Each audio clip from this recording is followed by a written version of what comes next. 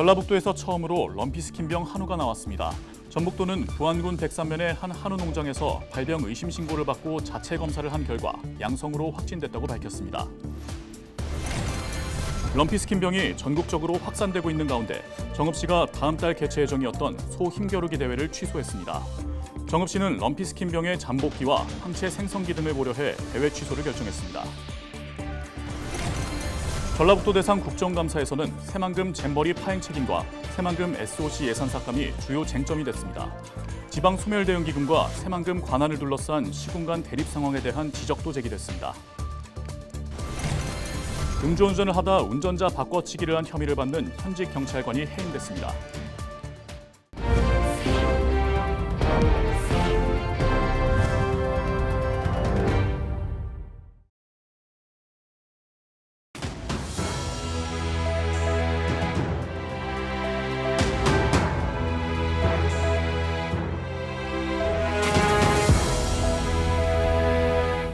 시청자 여러분 안녕하십니까? 헬로티비 전북뉴스입니다. 전라북도에서 처음으로 럼피스킨병 확진 농가가 나왔습니다. 전북도는 부안군 백산면의 한 한우 농장에서 소 한 마리의 피부 병변이 보인다는 신고를 받고 농림축산검역본부에 정밀검사를 의뢰한 결과 양성 판정이 나왔다고 25일 밝혔습니다. 이에 따라 전북도는 확진 농가에서 기르던 소 148마리를 살처분하고 인근 10km 안에 있는 한우 농장 875곳에 대해 임상예찰과 백신을 접종한다고 밝혔습니다. 럼피스킨병이 전국적으로 확산하고 있는 가운데 정읍시가 다음 달 개최 예정이었던 전국 민속 소 힘겨루기 대회를 취소했습니다. 정읍시는 지역 내 럼피스킨병 발생과 유입을 방지하기 위해 소 힘겨루기 대회를 열지 않기로 했다고 25일 밝혔습니다. 그러면서 소 힘겨루기 협회에서는 대회 개최 희망 의사를 밝혔지만 정읍시는 럼피스킨병의 잠복기와 항체 생성기 등을 고려해 대회 취소를 결정했다고 전했습니다. 전라북도를 대상으로 하는 국회 행정안전위원회 국정감사에서는 새만금 잼버리 파행 책임과 새만금 SOC 예산 삭감이 주요 쟁점이 됐죠. 여기에 묻히긴 했지만 인구 감소 지역에 지원하는 지방소멸대응기금, 또 새만금 관할을 둘러싼 시군 간 대립 상황에 대한 지적이 나오기도 했는데요. 정명기 기자가 보도합니다. 정부가 지난해 전라북도에 배분한 지방소멸대응기금은 1,498억 원. 하지만 집행률은 고작 13%에 그쳤다는 지적이 나옵니다. 지사님이 말씀하신 지방소멸에 대한 그 도 차원의 여러 가지 위기의식이라든지 방점을 두고 계신데 막상 지방소멸대응기금 집행 내역을 살펴보면 그런 부분들이 현장에서는 전혀 이행이 되고 있지 않다. 지난 1년간 집행률이 10%도 안 되는 시군이 절반이 넘습니다. 김제시 같은 경우도 시임에도 불구하고 집행률이 3.5%에 불과합니다. 남원시도 마찬가지입니다. 뭐 각 시군께 다 있는데 남원시도 똑같아요. 140억이 배분이 됐는데 집행률이 고작 3.5%, 4억 9천만 원입니다. 새만금 관할권을 두고 군산시와 김제시가 첨예하게 대립하고 있는 상황. 이에 대한 전라북도의 입장을 묻는 질의도 이뤄졌습니다. 새만금 방조제 두 곳이요. 2015년 중분위가 관할권 결정을 내렸는데 군산시가 이 결정에 불복해서 소송을 했습니다. 다시 판결 나오기까지 수년이 걸렸어요. 그런데 지금 수조 원이 투정한 새만금 SOC 두고 지자체가 땅 싸움을 벌이는 거예요. 그 땅 싸움에 도지사는 나 몰라라 중분위가 해야 돼 그러시는 겁니다. 전라북도는 신중한 입장을 내비쳤습니다. 새만금 인접 시군들은 저마다 새만금 개발로 인해 적지 않은 희생을 치러오며 지역의 미래를 그려온 지 무려 30년을 넘겼기 때문입니다.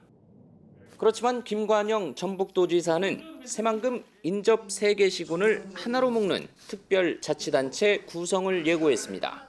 군산시와 김제시가 관할권에 관해서 상당히 의견이 지금 첨예하게 대립되어 있는 게 사실입니다.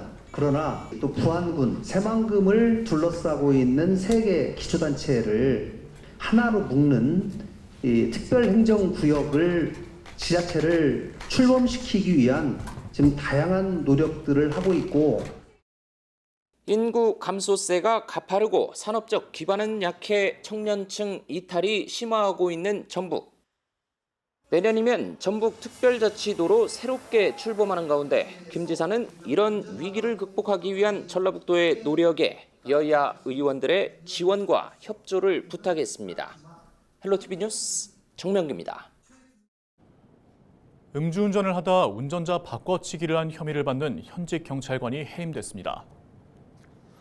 전북경찰청은 최근 징계위원회를 열어 도로교통법상 음주운전과 범인도피 방조 혐의를 받는 A경장을 해임했다고 25일 밝혔습니다.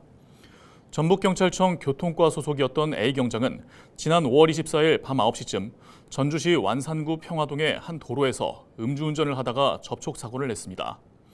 이후 경찰에 적발되자 동승자를 운전자로 바꿔치기 시도한 혐의를 받고 있습니다.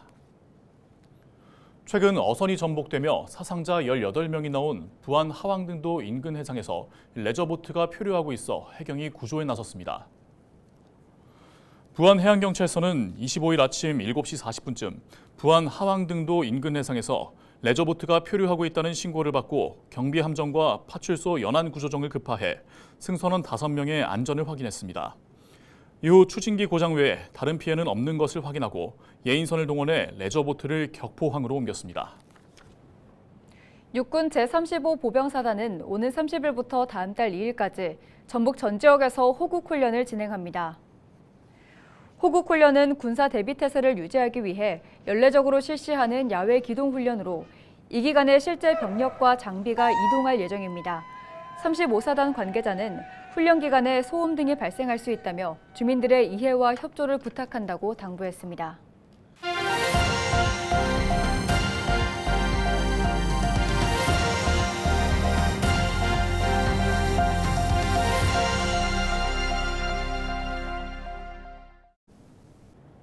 지역 소멸을 막아라. 케이블 TV 공동기획보도 순서입니다. 재정 자립도가 낮은 각 지자체들은 국비를 한 푼이라도 더 확보하기 위해 사활을 걸고 있습니다. 재정이 열악해 자체 예산만으로는 사업을 추진하기 어렵기 때문인데요. SK 브로드밴드 김민재 기자가 취재했습니다. 시민들이 조선시대 경상도를 관할하던 관청인 경상가명에 모여 공연을 즐기고 문화제를 관람합니다. 지난 8월 치러진 한밤의 문화제 체험 행사인 야행으로 정부 공모사업에 대구 중구청이 최종 선정돼 국비 8천만 원을 받은 덕분에 치를 수 있었습니다. 기초지자체의 경우는 예산이 아무래도 좀 한정적이다 보니까 일단 대구시 전체 시민이나 관광객을 대상으로 하는 이런 큰 프로그램 같은 경우는 이게 기초지자체의 예산만으로는 추진하기 좀 힘든 상황입니다. 그래서 저희가 이제 대구 문화유산 야행으로 이제 문화재청에 공모 사업을 신청하게 됐고. 대구 서구는 올해 총 예산 5,316억 원 가운데 사회복지 분야에 지출되는 예산만 전체의 61%에 달합니다. 나머지 1,100억 원의 예산만으로 한 해 살림을 살아야 한다는 의미입니다. 기초자치단체 같은 경우에는 자체 구비 사업만으로 충분히 사업을 할 수가 없습니다. 그래서 지원을 받고 보조금을 받고 정부 국비 지원을 받아서 사업을 추진하게 되고요. 여러 정책 사업 중에서 또 공모가 있게 되면은 그 공모가 우리 구청에 또는 우리 시청에 필요하냐를 판단하고 신청을 하게 됩니다. 특히 내년은 정부의 긴축 재정 기조로 인해 각 지자체의 살림살이는 더욱 어려워질 전망입니다. 대구만 해도 지방교부세 2,300억 원이 삭감돼 비상에 걸렸습니다. 전방위적인 비상 지출 구조 조정을 통해 세출 예산 미집행액의 30%를 절감할 계획입니다. 아직 착공 전인 공사는 발주 시기를 연기하고 진행 중인 사업도 긴급성이 떨어지는 경우에는 일시 중지하는 방안도 검토하겠습니다. 재정 자립도가 낮아 국비에 크게 의존하고 있는 대부분의 지방자치단체가 처한 현실입니다. 올해 기준 대구 8개 구군의 재정 자립도는 평균 20.8%에 그치고 있습니다. 남구는 10.6%, 서구는 13.9%에 불과합니다.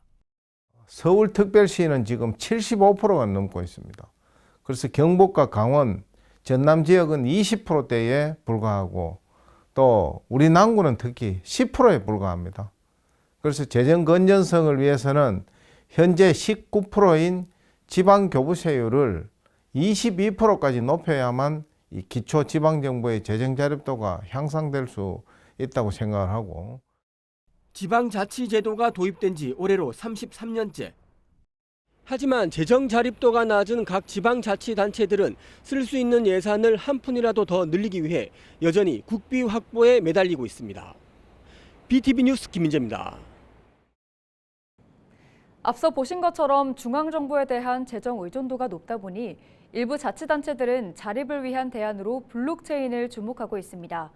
그중 서울 서초구는 블록체인 기술이 적용된 가상자산, 일명 서초코인을 출시했는데요. 케이블TV 공동기획 보도, 계속해서 HCN 신민식 기자가 전해드립니다.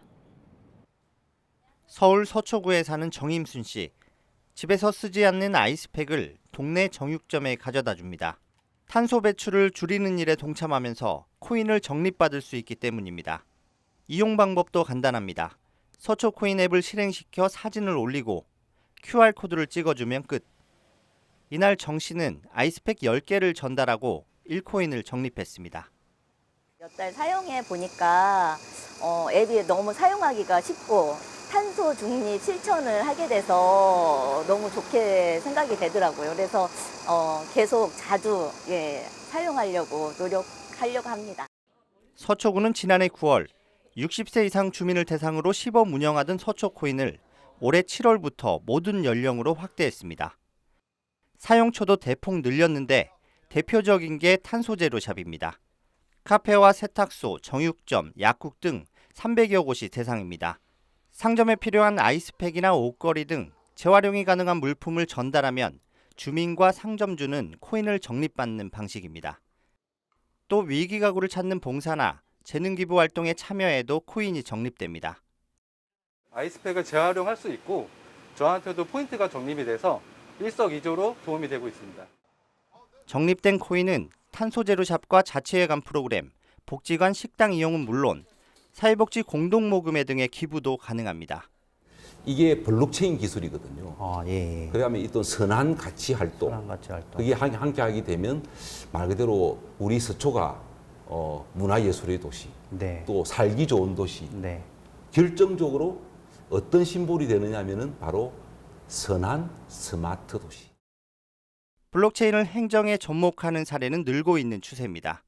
서울시는 블록체인 관련 공무원을 채용했고 부산시도 블록체인 규제자유특구로 지정돼 사업을 추진하고 있습니다. 대구시는 블록체인 공동활용 플랫폼을 개발했고 인천시도 블록체인 허브 도시 조성을 발표했습니다. 전문가는 타 자치구와의 연계 운영 등 범용성 확대를 성공 방안으로 제시합니다. 범용성이라고 하는 것은 그것을 사용하는 사람들에게 상당히 어떤 큰 혜택을 더 줄 수 있는 것이죠. 혹시라도 이 구와 구가 서로 연계를 해서 다른 구에까지 이렇게 사용할 수 있게 좀 더 범용성이 확대가 되면 더 좋을 것 같다는 생각이 듭니다. 암호화폐를 발행해 행정에 도입한 서울시 첫 사례 서초코인. 지자체 주도의 적극적인 행정 사례로 주목받고 있습니다.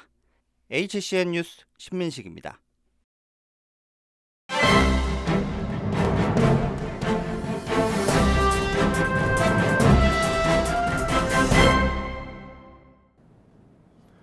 신문브리핑 전북 도민일보 기사입니다.